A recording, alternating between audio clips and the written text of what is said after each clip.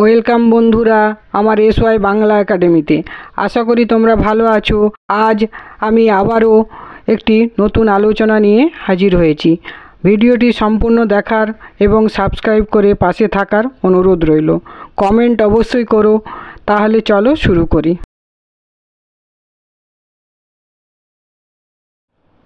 আজকের আলোচনার বিষয় প্রবন্ধ রচনা কবি মাইকেল মধুসূদন দত্ত।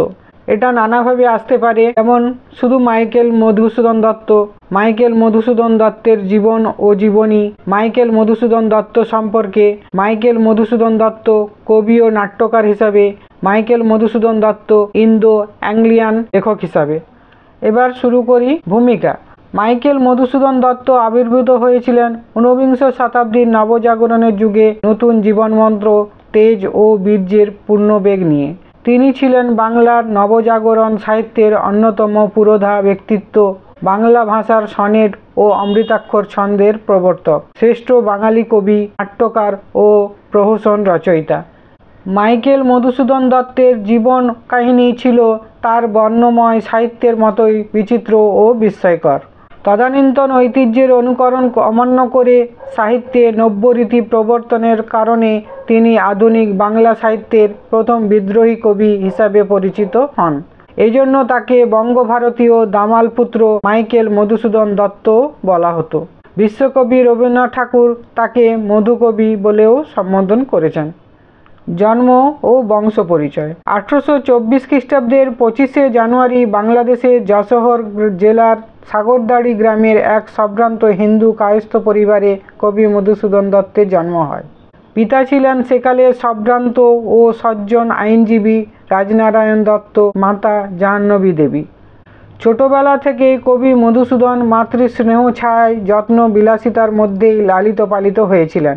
মধুসূদন বহিঃস্বভাবে ছিলেন কিছুটা বিলাসী ও উচ্ছৃঙ্খল, কিন্তু অন্তঃসত্ত্বায় তিনি ছিলেন ধ্যানী ও যোগীর মতো স্থির ও স্বতন্ত্র।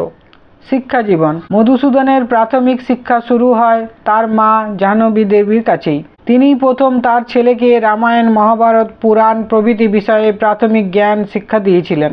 সাগরদাড়ির পাশের গ্রামে শেখপুরা মসজিদের বিদ্বান ইমাম মুফতি লুৎফুল হকের কাছে বাংলা, ফার্সি ও আরবি ভাষার শিক্ষা গ্রহণ করেন। এরপর 7 বছর বয়সেই মধুসূদন পিতার কাছে কলকাতার খিদিরপুরে চলে আসেন পড়াশোনার জন্য।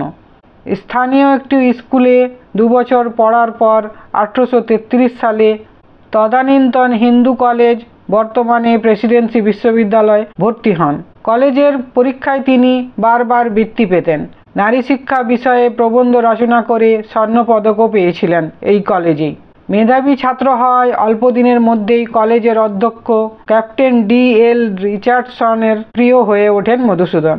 অধ্যক্ষ রিচার্ডসনের অনুপ্রেরণায় তার মনে প্রথম কাব্যপ্রীতি সঞ্চারিত হয়েছিল। এই কলেজে সহপাঠী হিসাবে তিনি পেয়েছিলেন ভূদেব মুখোপাধ্যায়, রাজনারায়ণ বসু, গৌরদাস বসাক, প্যারীচরণ সরকার প্রমুখ বিশিষ্ট ব্যক্তিবর্গকে। ঊনবিংশ শতাব্দীর সময়টা ছিল ইংরেজি শিক্ষার যুগ। তখনকার শিক্ষিত যুবকরা ইংরেজদের ভাষা, আচার আচরণ, তাদের ধর্মকেই শ্রেষ্ঠ মনে করত। তাই স্বভাবতই মধুসূদনও ইংরেজিতে কবিতা লিখতে শুরু করেন এবং মনে প্রাণে ইংরেজ হতে চাইতেন। আর 18 বছর বয়সেই তার মনে মহাকবি হওয়ার এবং বিলতে যাওয়ার উচ্চাকাঙ্ক্ষা জাগরিত হয়ে ওঠে। এর পরের পয়েন্ট হলো খ্রিস্টধর্ম গ্রহণ এবং মাইকেল নামকরণ। 19 বছর বয়সে 1843 সালের 8ই ফেব্রুয়ারি কলকাতার মিশন রোডে অবস্থিত ওল্ড মিশন চার্চ নামে এক অ্যাংলিকান চার্চের পাদ্রী ডিলট্রির কাছে খ্রিস্টধর্ম গ্রহণ করেন। পাদ্রী ডিলট্রিই তার মাইকেল নামকরণ করেন। মধুসূদন পরিচিত হলেন মাইকেল মধুসূদন দত্ত নামে। এই ধর্মান্তর তার পরিবারে ও সমাজে ব্যাপক আলোড়ন সৃষ্টি করেছিল। তার পিতা রাজনারায়ণ দত্ত বিধর্মী পুত্রকে ত্যায্যপুত্র ঘোষণা করেন। খ্রিস্টধর্ম গ্রহণের কারণে তাকে হিন্দু কলেজ ছাড়তে হয়। তখন মধুসূদন হাওড়া জেলার শিবপুরের বিশপস কলেজে গ্রিক, ল্যাতিন, সংস্কৃত প্রভৃতি ভাষায় তার পড়াশোনা চালিয়ে যেতে থাকেন। কিন্তু 4 বছর পর তার পিতা টাকা পাঠানো বন্ধ করে দেওয়ায় তিনি অর্থ সংকটে পড়ে যান। আর কলকাতায় চাকরির চেষ্টায় ব্যর্থ হওয়ায় পাঠ্যপুস্তক বিক্রি করে অনেক কষ্ট করে টাকা জোগাড় করে কলকাতা ছেড়ে বিশপস কলেজের মাদ্রাজি বন্ধুদের সঙ্গে মাদ্রাজে যেটা বর্তমানে চেন্নাই, সেখানে চলে যান। এরপরে কর্মজীবন। মাদ্রাজে যাওয়ার পর স্থানীয় খ্রিস্টানদের ও ইংরেজ বন্ধুদের সহায়তায় তিনি একটি স্কুলে স্বল্প বেতনে ইংরেজি শিক্ষকের চাকরি পান। স্কুলের এই নামটা আমি লিখতে ভুলে গেছি, তোমরা এখানে অ্যাড করে দেবে। Madras mail orphan asylum. 1848 থেকে 1852 পর্যন্ত তিনি এখানে শিক্ষকতা করেছেন। আর সেই সঙ্গে শুরু করেন ইংরেজি পত্রপত্রিকায় লেখালেখি। হিন্দু ক্রনিকল নামে পত্রিকায় সম্পাদনাও করেছিলেন তিনি, কিন্তু অর্থাভাবে কিছুদিনের মধ্যেই সেটি বন্ধ হয়ে যায়। এই সময় মাদ্রাজ ক্রনিকল পত্রিকায় তিমোথি পেন পোয়েম ছদ্মনামে তার সনেট, গীতিকবিতা ও খণ্ডকাব্য প্রকাশিত হতে থাকে। 25 বছর বয়সে 1849 খ্রিস্টাব্দে মাদ্রাজে নিদারুণ দারিদ্র্যের মধ্যেই তিনি রচনা করেন তার প্রথম কাব্য দ্য ক্যাপটিভ লেডি, আর সেই সঙ্গে অর্জন করেন কবি ও দক্ষ লেখকের সুনাম। 1858 সালে তিনি আবার কলকাতায় ফিরে আসেন এবং তার প্রতিভা বিকশিত করেন।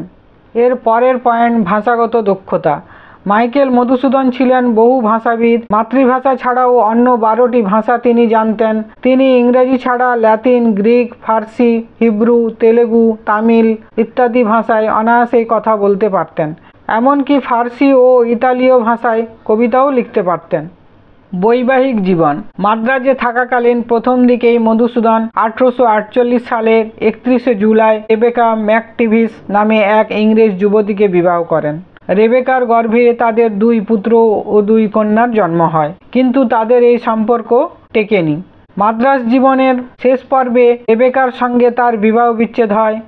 এর কিছুদিন পরেই মধুসূদন মাদ্রাজ প্রেসিডেন্সি কলেজের এক শিক্ষকের কন্যা হেনরিয়েটা সোফিয়া নামক এক ফরাসি তরুণীকে বিবাহ করেন। এই দ্বিতীয় স্ত্রী শেষ পর্যন্ত তার সঙ্গিনী ছিলেন। তাদের নেপোলিয়ান নামক এক ছেলে এবং শর্মিষ্ঠা নামক এক মেয়ে ছিল। বিখ্যাত টেনিস খেলোয়াড় লিয়েন্ডার পেজ হলেন মধুসূদনেরই বংশধর।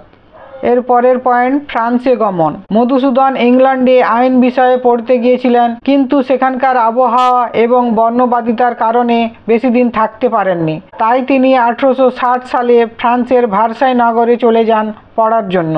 কিন্তু তার আর্থিক অবস্থা তখন খুবই খারাপ থাকায় ঈশ্বরচন্দ্র বিদ্যাসাগরের সাহায্যের সহায়তায় তিনি আইন বিষয়ে পড়া শেষ করে ভারতে আসতে পেরেছিলেন। কিন্তু তিনি কখনোই কলকাতায় তার এই আইনি পেশাকে কাজে লাগাননি, উপরন্তু দারিদ্রতার কারণে মৃত্যুবরণ করেছিলেন। সাহিত্য জীবন বা সাহিত্যকর্ম। শেক্সপিয়ার বা মিল্টন নয়, লর্ড বায়রন ছিলেন মধুসূদনের নায়ক। এখানে নায়ক বলতে তিনি লর্ড বায়রনকে অনুকরণ করতেন, তিনি তার আদর্শকে গ্রহণ করেছিলেন। মাদ্রাজ থেকে কলকাতায় ফিরে তিনি নাট্যকার হিসাবে বাংলা সাহিত্যের অঙ্গনে পদার্পণ করেন। রত্নাবলী নাটকের ইংরেজি অনুবাদ করতে গিয়ে তিনি বাংলা নাট্য সাহিত্যে শিল্পগুণ সম্পন্ন উপযুক্ত নাটকের অভাব বোধ করেন। তাই রামনারায়ণ চক্ররত্নের সংস্কৃত নাট্যশৈলীর প্রথা ভেঙে পাশ্চাত্য শৈলীর অনুসরণে প্রথম আধুনিক বাংলা নাটক রচনা করেন। তারপর একের পর এক অভিনব রচনা করতে থাকেন। নাটক, প্রহসন, কাব্য, অনুবাদ গ্রন্থ, ইংরেজি কাব্য ও কাব্যনাট্য, প্রবন্ধ সাহিত্য, আরও অন্যান্য রচনা। তার সাহিত্য কীর্তির কিছু নমুনা প্রকাশ করা হলো, এখানে প্রকাশ করা হলো বা প্রকাশ করছিও, তোমরা লিখতে পারো। প্রথমেই তার লেখা নাটক ও প্রহসন। 1 নম্বর শর্মিষ্ঠা নাটক, এটি 1859 সালে লেখা হয়েছিল। 2 নম্বর পদ্মাবতী নাটক, এটাও 1860 সালে লেখা হয়েছে। কৃষ্ণকুমারী নাটক 1861 সালে। একেই বলে সভ্যতা 1860 সালে লেখা হয়েছে, এটা প্রহসনের মধ্যে পড়ে। বুড়ো শালিকের ঘাড়েরও, এই প্রহসনটি সমাজপতিদের নৈতিক চরিত্রের অধঃপতনের দিকটি তুলে ধরেছিলেন, সেই জন্য নব্য সমাজ তার উপর বিক্ষুব্ধ হয়ে উঠেছিল। এরপরে নাটক হচ্ছে মায়া কানন, এটা 1874 সালে লেখা হয়েছিল। এটি একটি অসমাপ্ত নাটক। মৃত্যুশয্যায় শুয়ে মধুসূদন দত্ত এটি লিখেছিলেন। এটি শেষ করেছিলেন তারই বন্ধু ভুবনচন্দ্র মুখোপাধ্যায়। এরপরে কাব্য। কাব্যতে তিনি লিখেছেন তিলোত্তমা সম্ভব কাব্য 1860 সালে লেখা হয়েছিল। এটা আখ্যান কাব্য, ব্রজঙ্গনা কাব্য। 1861 সালে লেখা হয়েছিল।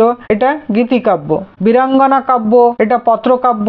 এটা লেখা হয়েছিল 1862 সালে। মেঘনাদ বধ কাব্য মধুসূদনের সর্বশ্রেষ্ঠ কীর্তি।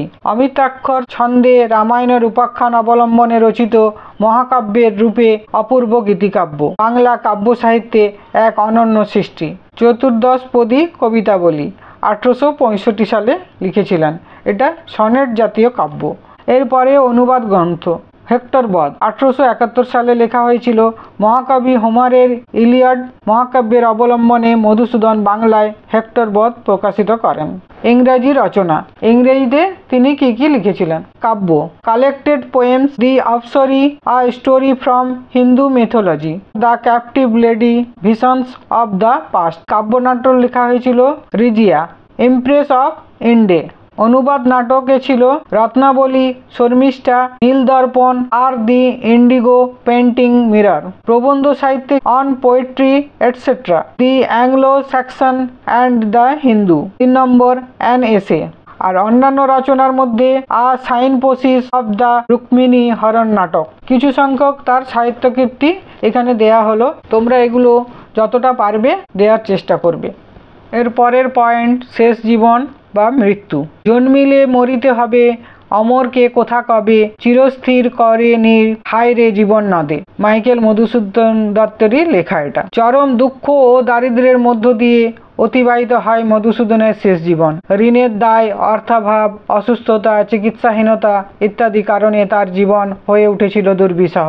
দ্বিতীয় স্ত্রী হেনরিয়েটার মৃত্যুর 3 দিন পর 1873 সালের 29 জুন 49 বছর বয়সে আলিপুর জেনারেল হাসপাতালে নিঃসম্বল অসহায় অবস্থায় মধুসূদন মৃত্যুবরণ করেন। তাকে কলকাতার সার্কুলার রোডে অবস্থিত সমাধিস্থলে সমাধি দেওয়া হয়। এই প্রসঙ্গে কবির বন্ধু নবীন সেন লিখেছেন, অযত্নে না অনাদরে বঙ্গ কবি কুলেশ্বরে ভিক্ষুকের বেশে মাতো দিয়াছ বিদায়। মহাকবি জীবনের অন্তিম পর্যায়ে জন্মভূমির প্রতি তার সুগভীর ভালোবাসা রেখে গেছেন অবিস্মরণীয় পংক্তিমালায়। তার নিজেরই লেখা কবিতা স্মৃতিফলকে খোদিত করা আছে তার সমাধিস্থলে।